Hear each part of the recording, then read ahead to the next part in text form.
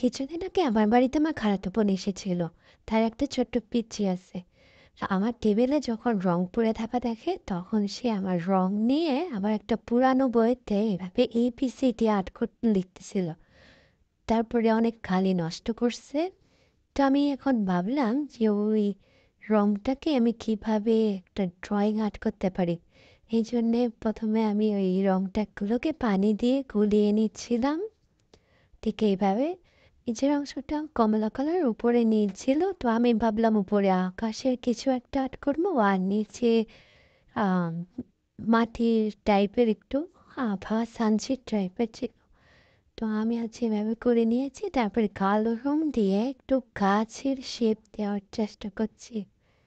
এইভাবে গাছ দিয়েছি, গাছ আর্ট করতেছি, গাছের ডালপালাও অ্যাড করে দিচ্ছি ডিটেলস অনুযায়ী। তারপরে আস্তে আস্তে গাছপালা আর্ট করা হয়ে গেলে আমি 2টা পাখি দেওয়ার কথা ভাবলাম।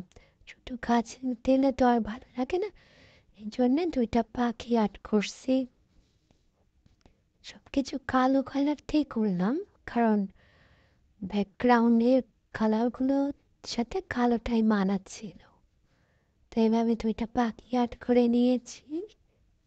এরপরে আরও গাছের ডালপালা দিলাম, গাছটাকে ছড়িয়ে ছিটিয়ে যাতে ভালোভাবে বোঝা যায় এই জন্য।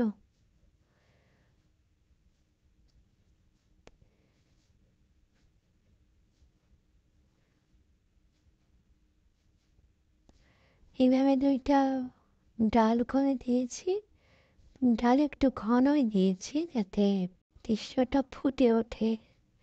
তারপরে ফাঁকা ফাঁকা লাগতেছিল, এই জন্যে কালো কালার দিয়ে কিছু পাতা অ্যাড করে দিলাম গাছে, যাতে একটু দেখতে রিয়েলিস্টিক গাছের মতো লাগে।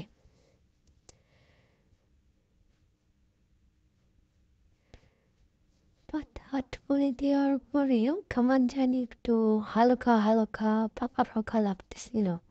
মানে এই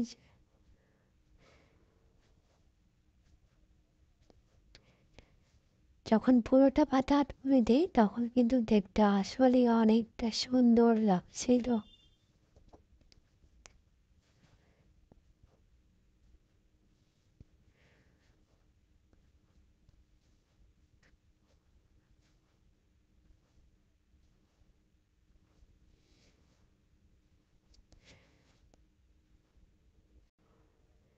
তারপরে অনেক কয়টা পাতা দিলাম, পাতা দিয়ে